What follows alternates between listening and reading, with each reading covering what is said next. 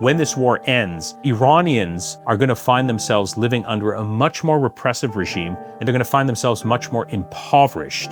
The primary reason for Iran's economic collapse is crippling sanctions imposed by the United States. And that produced the spark in late December that led to these massive protests that were crushed brutally in early January. As a result of this recent war, the damage done to Iran's infrastructure is at least $500 million. It could be up to $1 trillion. There's no way that Iran is going to be able to rebuild. This is going to have catastrophic consequences for the population. The United States and Iran have been in talks to end a months-long war that has killed thousands of Iranian civilians, including hundreds of children, devastated Iran's infrastructure, shut down the Strait of Hormuz, and upended the world economy. Despite coming under relentless attack by the U.S. and Israel, Iran's Islamic Revolutionary Government, which has been in power since 1979, has managed to survive. What explains Iran's resilience in the face of overwhelming military force? What indeed are the roots of the conflict between the United States and Iran? I'm Adrian Harewood, and this is In Bed with the Elephant.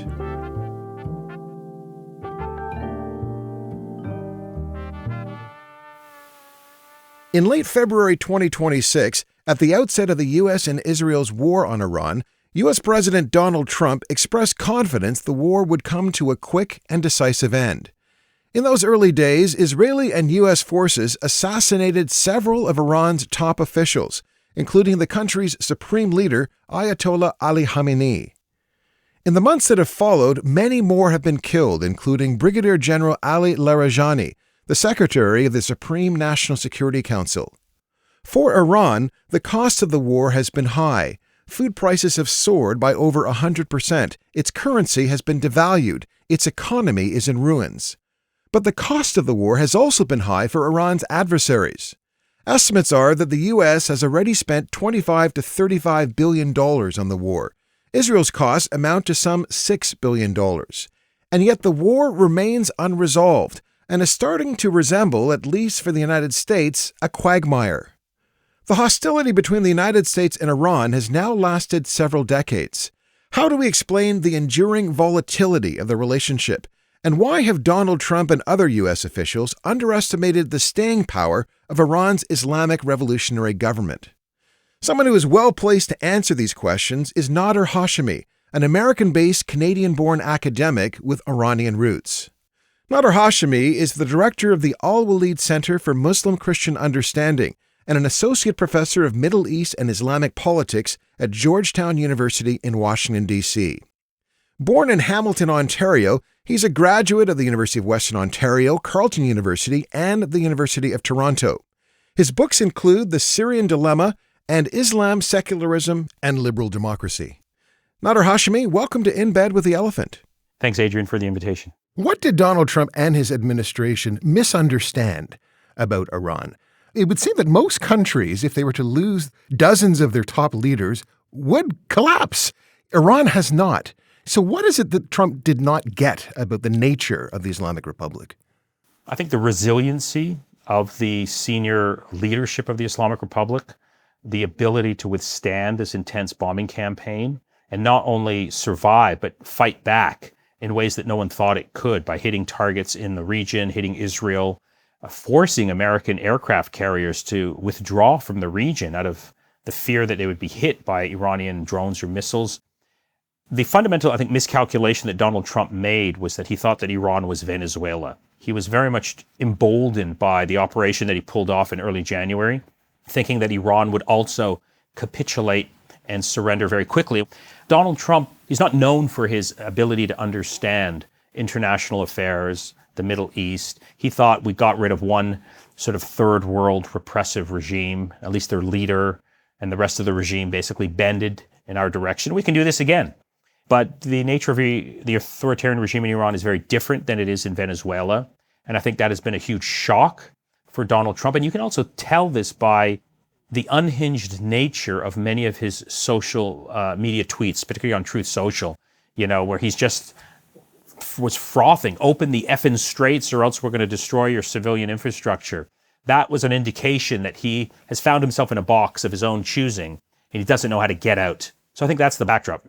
Donald Trump's presidency has been replete, I would argue, with bombastic and outrageous statements, but perhaps the most blood-curdling and chilling statement was a social media post he made on April 7th, 2026, on his own platform, Truth Social, in which he said this in relation to Iran, quote, "A whole civilization will die tonight, never to be brought back again. I don't want that to happen, but it probably will. However, now that we have complete and total regime change, where different, smarter, and less radicalized minds prevail, maybe something revolutionarily wonderful can happen. Who knows? We'll find out tonight." And Trump said that he would follow through on the threat if Iran failed to meet a deadline that night to reopen the Strait of Hormuz. When you heard and read what the President of the United States, Donald Trump, said, as an Iranian, as an academic, as someone who lives in Washington, D.C.,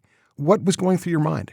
The thought that occurred to me was that U.S. foreign policy today has officially adopted a position of genocide. If you understand the concept of genocide, it's the intent to kill a whole group of people, either in whole or in part, based on certain characteristics, race, religion, ethnicity. That's exactly what Donald Trump was saying. He was threatening, he had the intention of annihilating an entire civilization.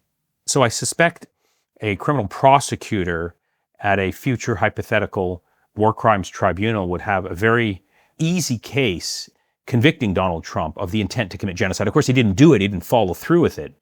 Thank God. But yeah, I was frankly shocked that you would hear this language from a sitting American president. It's shocking enough if you hear it from anyone in any capacity at any moment in time. But the fact that the sitting president of the United States was using this type of language at this moment in time just was a reminder of the world that we're living in, where these things can now be said so casually, a reminder of the deep authoritarian and repressive nature of the Trump regime and its catastrophic effects on the international system. All of us were waiting until that 8 o'clock deadline. I was very much convinced he was going to follow through in some manner. Thankfully, it didn't happen, but it could happen again because this issue is not resolved. It was an extraordinary statement, and I'm wondering if it suggests something about the nature of the U.S.-Iran relationship. What does that tell us that even a U.S. president would be capable of saying such a thing? Like, where does that antipathy, would you say, where does that come from? It comes from 1979. Iran effectively occupies the same position intellectually and politically that the Soviet Union occupied for much of the 20th century during the Cold War. In other words, in the political imagination and the public intellectual debate in the West and in the United States, Iran is considered to be enemy number one. Of course, it's not as big and as powerful as the Soviet Union during the Cold War, but it is interpreted consistently as the one country that represents the biggest threat to American interests in the region. And often you'll see rhetoric saying that Iran's domestic and foreign policies pose a threat to the West. And Donald Trump has repeatedly said this during the course of the war. He's repeatedly made the claim in justifying this war that if we didn't stop Iran to obtain a nuclear weapon, that Iran would then have intercontinental ballistic missiles to hit the United States. And that type of language that we need to contain it, stop it, if we don't, it's going to consume us, is very much part of American political debate, the Western political debate, but specifically on the right-wing spectrum of political analysis. Like the stuff that Donald Trump has been saying recently does have echoes in Republican circles for a very long time. This is the discourse that has been shaped and has framed at least one side of the political debate in the West, in the United States. There's an agreement on the goals. The goals is that the Islamic Republic is a threat. We need to take it down. There's a debate about the tactics. How aggressive should we be? How forward and military should our response be in dealing with the threat of Iran? This is widely considered to be sort of a bottom line position. And you actually saw it in the first statement that was put out by Mark Carney when he responded to the war. It was very much echoing these arguments that Donald Trump was making. And then when there was a public pushback, he had to sort of issue a new statement with more reference to international law and the laws of war. But this sentiment that Donald Trump has expressed, it does have political support in most Western capitals, in most Western governments. They don't like the tactics and the aggressive nature, but they certainly agree on the goals, that Iran is a massive threat and we have to stop it in one way or another. You referenced 1979, but I would imagine before we can even understand what happened in 1979, There was a before 1979. We need to go back a number of decades. So maybe we can start by even just talking about 1953 and what happened in 1953 that has so affected the kind of relationship between the United States and Iran. Yeah, so 1953 was a seminal moment in Iran's domestic politics and its relationship with the international community, particularly the United States. During that year, in the summer of 1953, the United States, with support from the United Kingdom, staged a coup d'etat to topple a democratically oriented government that was in power. So Mohammad Mossadegh, popular leader, democratically elected, he was someone who believed in preserving the sovereignty of Iran. He believed that Iran should be in control of its own resources. And that claim was shocking and deeply offensive to, first and foremost, the United Kingdom, because it was the United Kingdom, the British petroleum oil company, that had set up and established the oil production facilities in Iran. And at that time, up until Mohammad Mossadegh, they were reaping the profits. And you have to understand the global mood in the 1940s and the early 1950s when Mossadegh comes to power. This is the era of decolonization. This is the era when the entire global South, Asia, Africa, parts of Latin America and the Caribbean were involved in this transformative struggle for independence and for self-determination from European rule. While Iran wasn't formally colonized, it was deeply dependent and controlled by outside powers. And the big issue at the center of nationalist politics was this question of the oil industry. Who gets to reap the profits from this oil? The nationalist forces, as you just said, had this idea that this oil belongs to us and we need to renegotiate the terms of the relationship with the British Petroleum Company. They viewed that as a threat. The United States viewed it as a threat, in part because they were sympathetic to British, but also because they were very worried about the possibility of Iran going communist. There was a very powerful communist party in Iran at the time. This was the early days of the Cold War. Iran was a bordering state of the Soviet Union. That was the CIA justification for staging the coup. The real fear was independent nationalism and the idea that if someone like Mohammad Mossadegh were to consolidate power, what would that then mean for American and Western interests throughout the broader Middle East? So that's why he was toppled. And his toppling obviously was very deeply upsetting to many Iranians who had a tremendous amount of affection for him as a principled leader, but they were also quite dismayed at the response of the United States. The United States was a country that many Iranians had held in high regard. They had looked to the United States' kind of democratic project as something to model themselves after. Yeah, because if you know the story of the United States, it's a story of also decolonization from Britain, right? So the ideals of the American Revolution, the ideals of the Declaration of Independence, can very much be connected to many of these decolonial struggles that inspired people around the world, including Mohammad Mossadegh. The other sort of backstory here is that the United States at this time was not a intervening hegemonic power in the Middle East at this time. It was just becoming one. So there was a great shock and sort of bewilderment as to why the United States would do this. And disappointment. Deep disappointment. And, just to give you a personal story here, my father came of age during that time period. And I remember when he came to the United States for the first time in the early 1960s, he was deeply inspired by the vision and the worldview of the Kennedy brothers, both JFK and Robert Kennedy. And there was this view that even though the United States had intervened in Iran in this catastrophic way, there was this view that if only the United States knew what was actually going on in Iran, and if only it could reflect deeper on the contradiction between its claims and its policies, a better American foreign policy could result from that type of reconsideration. I wanted to take a moment to thank you for listening to In Bed with the Elephant. If you can, please follow us in the app that you're using. If you already follow us, thank you. And please do take the time to leave a rating or a review. It helps to get more people listening to our show. And please keep spreading the word about us to your networks. In a world drowning in misinformation and disinformation, never has the work of journalists been more important. That's why we here at In Bed with the Elephant are so grateful to our podcast's founding sponsor, Perfect Books, for their support of independent journalism.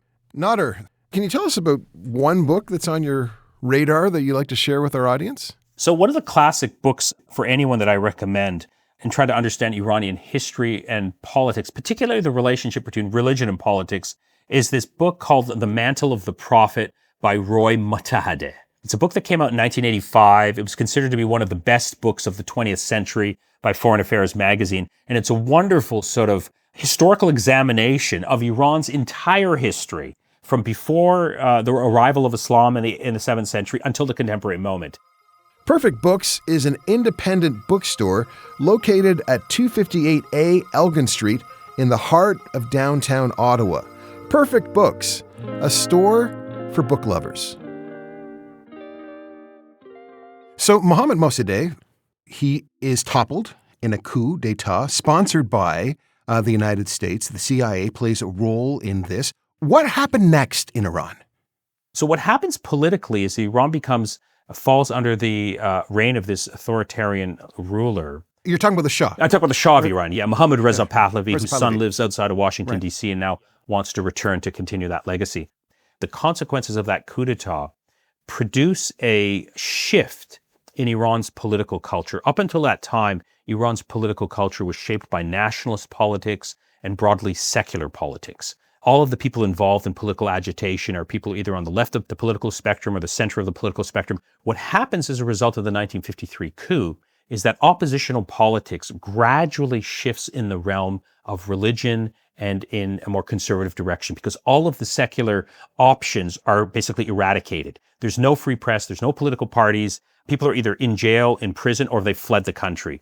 You talked about the Shah's regime as being deeply authoritarian. Can you just kind of give us some examples of what life was like in the Shah's Iran between 1953 and 1979?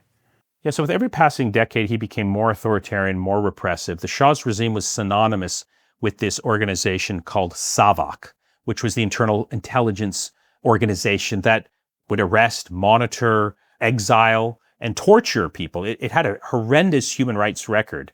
Amnesty International described the regime of the Shah in 1975 as one of the worst human rights violators in the world.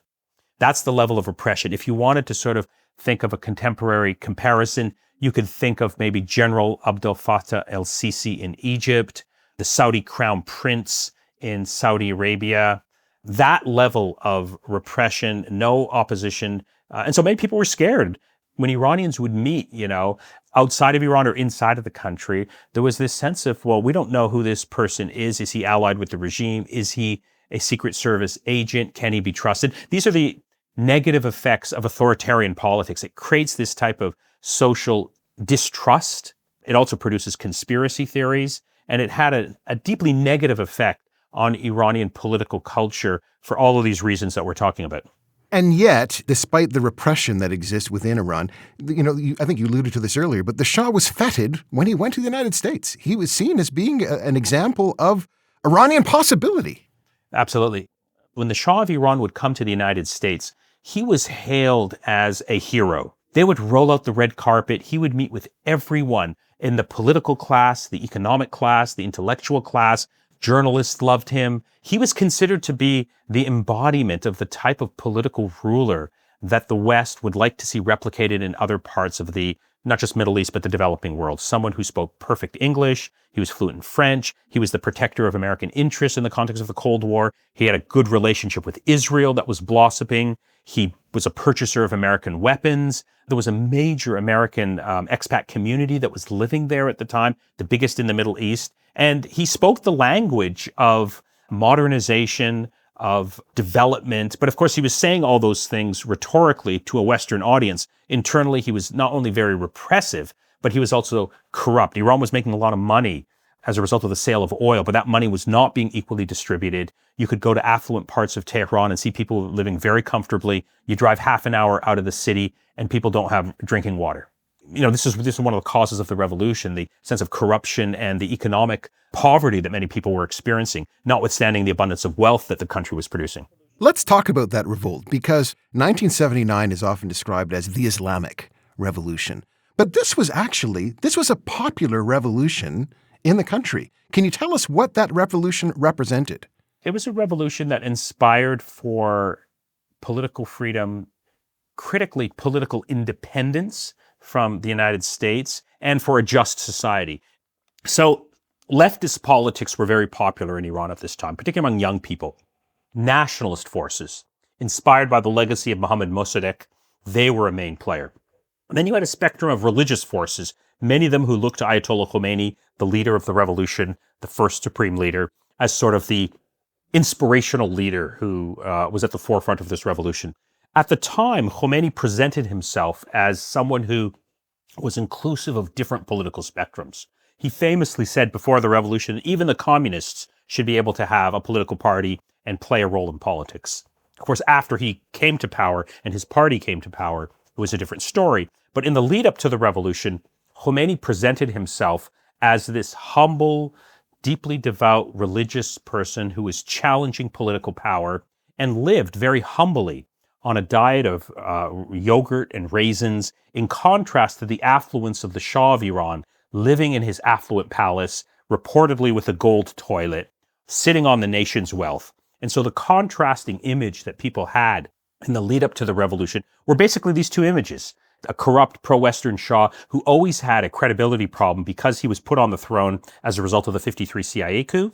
And then this figure of Ayatollah Khomeini, who a lot of people don't know this, first made a showing nationally in 1963 when he started to speak out against the Shah's policies, his modernization policies, his repressive policies, his pro-American policies. And it was at that time that he was arrested and sent into exile in Iraq. So he presented himself, at least at that moment, in the eyes of many people, as a fearless dissident, a cleric, yes, but also a dissident who was willing to speak out against the Shah and pay the price of opposing authoritarianism. So when those revolutionaries in 1979 are toppling the Shah's regime, they're toppling the Shah, but they were also toppling America.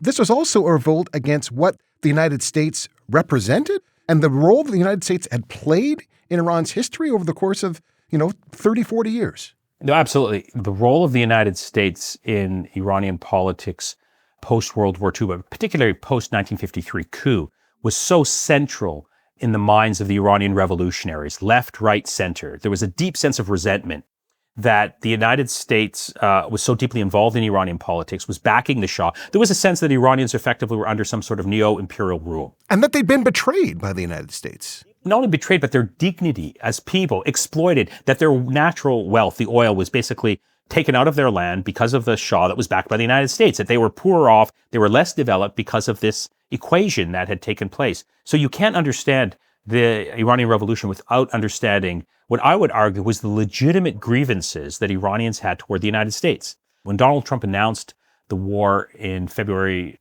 he began by listing all the grievances that the United States had toward Iran. And he begins by talking about the seizure of the American embassy in November 1979.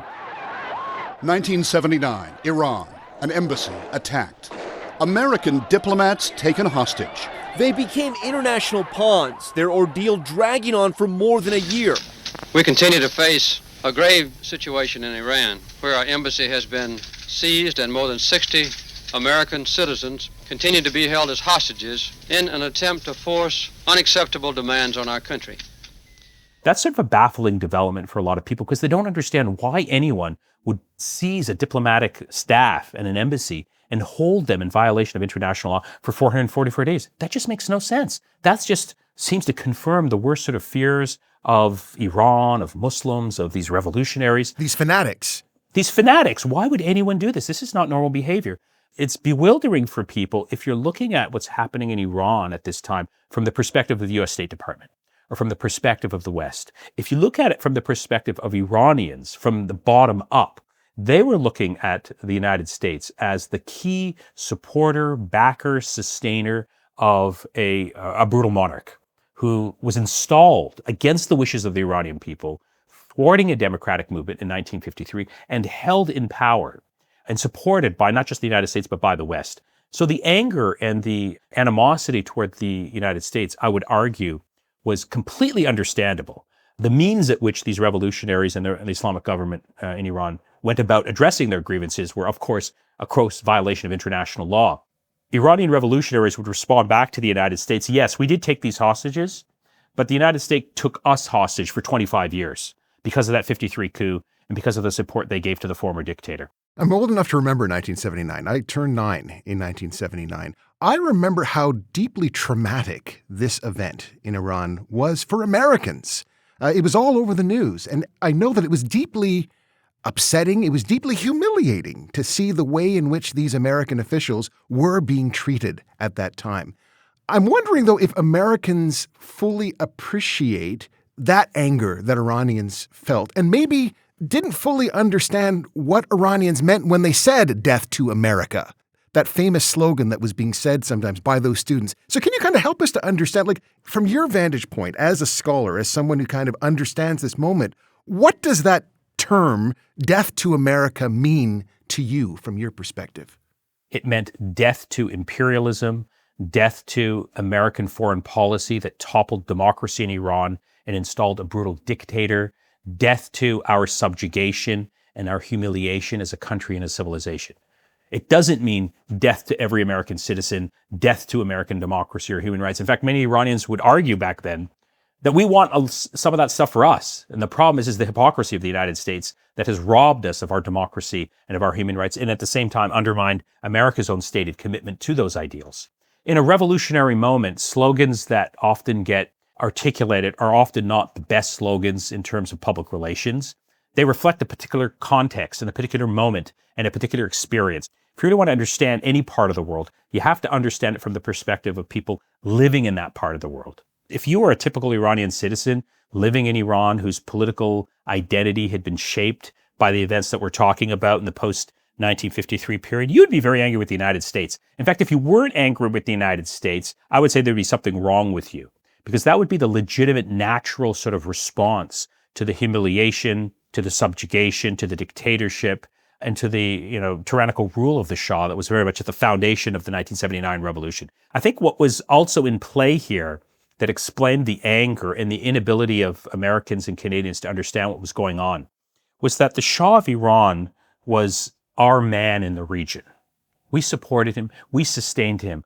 Why can't Iranians understand how beautiful and wonderful he was? And when he was toppled and he was portrayed as such an evil dictator, that in many ways exposed, in a very sort of raw way, the failings of American and Western policy toward Iran. There was a sense that we had lost, or we had sort of political, economic, and geostrategic interests that were completely lost as a result of this revolution. And we haven't gotten them back for 47 years. So that was sort of part of the ideological, political, and strategic agenda that was very much in the air and shaped how many people in the West responded to the 1979 revolution and what happened afterwards. The protests in Iran have grown, the crackdown more deadly. But the unrest has now spread well beyond Tehran and has become more explicitly anti-regime. Here in the southern part of the country, protesters attack a government building. It's a difficult question, but what's your assessment of the Islamic Republic, this Islamic government? What would you say are its qualities? What would you say are its deficiencies? It's broadly perceived by most Iranians, including myself, as a revolution that failed, that didn't meet the aspirations that most Iranians had in terms of freedom, democracy, a better life for everyone. Clearly, we see this on display more recently in Iran, where there was a major popular uprising and the regime cracked down brutally, killing thousands of people. And that's a reflection of the deep crisis of legitimacy that the Islamic Republic has now. It didn't have that crisis of legitimacy in the early years after the revolution. I would argue for the first 30 years, there was broad internal political support for the basic foundations of the Islamic Republic. And we know this because in a very important presidential election in 2009, at least between 80 and 85% of the population voted for that election, most of them for a reformist candidate who they were hoping would move Iran in a more democratic direction. You don't have that type of voter turnout if you don't believe that at least the electoral results will produce something good. I think that was a key turning point, and the revolution has gone in a very dark and much more repressive direction since then. It always had a horrific human rights record in the early days. I thought it's had better moments. Overall, that one can say from the perspective of Iran's national independence, there has been a net gain that this revolution has produced, because Iran is no longer a lackey, a puppet of any global power. There's a very famous story in the early days of the revolution where Ayatollah Khomeini, the founder of the revolution, is asked a question by a journalist who asks, look, you had this great revolution in Iran. What have you accomplished here? What's the big gain? And Khomeini very interestingly says, for the first time in our history, decisions are made in Tehran. That's a profound insight, and it speaks to this whole theme of anti-colonialism and anti-imperialism that was a big motive for this revolution. But in terms of the quality of life, basic rights and freedoms, that's been a colossal disaster. Is Iran a police state? I would say, yeah, at its foundation, I think the people in power run the country like a police state. I think it's certainly a police state right now. The indication of this is everywhere if you just look at the human rights record of the Islamic Republic. And I pay very close attention to this topic. Last year in 2025, Iran ranked number 1 in the world for the number of state-sanctioned executions, 1,500, way beyond any other country in the world. Arguably, China has a higher number, but those figures aren't publicly announced. So that's an indication of a deeply repressive regime. You don't execute that many people unless you have a fear of your own population. You're trying to intimidate them. So yes, Iran has a deeply repressive police state. I would argue that the new people who have come to power right now after this war and after the assassination of the supreme leader are more hawkish. They're going to be more repressive. They're going to be more paranoid. They're younger, too. This is a younger generation. They're younger. They come out of the security forces. I think those people who had a much more pragmatist orientation, they've all been sidelined, marginalized, or assassinated. In many ways, we know deliberately by the Israelis and the Americans. So we're heading into a period of time when this war ends, where Iranians are going to find themselves living under a much more repressive regime, but critically, they're going to find themselves much more impoverished. Iran's economy has taken a huge hit, largely as a result of crippling sanctions from the United States. Also, internal corruption and nepotism is a problem. But if you actually look at the data, and I've looked at it very closely, the primary reason for Iran's economic collapse is because of crippling sanctions imposed by the United States. That's the number one factor. And that produced the spark in late December that led to these massive protests that were crushed brutally in early January. As a result of this recent war, people are going to find themselves much worse off economically. Roughly 1/3 of Iranians live in absolute poverty today. There's major environmental problems with just accessing basic drinking water. The economy is in a free fall. The damage done to Iran's infrastructure as a result of the American-Israeli bombing is at least $500 million. It could be up to $1 trillion. There's no way that Iran is going to be able to rebuild. And this is going to have catastrophic consequences for the population. A lot of this can be laid at the doorstep of the rulers of Iran. I'm very critical of them, but I don't think you can understand Iran's current political dilemma, divorced from the broader regional and international context that Iran has found itself in since 1979. Nader Hashemi, thanks so much for joining us. Really, really appreciate you joining us on In Bed with the Elephant. My pleasure. Thanks, Adrian. Thanks. You've been listening to In Bed with the Elephant, a production of Ricochet Media. Let us know what you think about our show by leaving a review on Apple Podcasts. You can follow the podcast on Apple, Spotify, Amazon, iHeartRadio, YouTube, or wherever you find your podcasts. The producer, editor, and sound engineer of In Bed with the Elephant is Dave Sarrazin. Executive producers, Ethan Cox and Andrea Houston. Music, Parker Harewood. Graphics, Connor Kaloran. I'm Adrian Harewood. See you next time.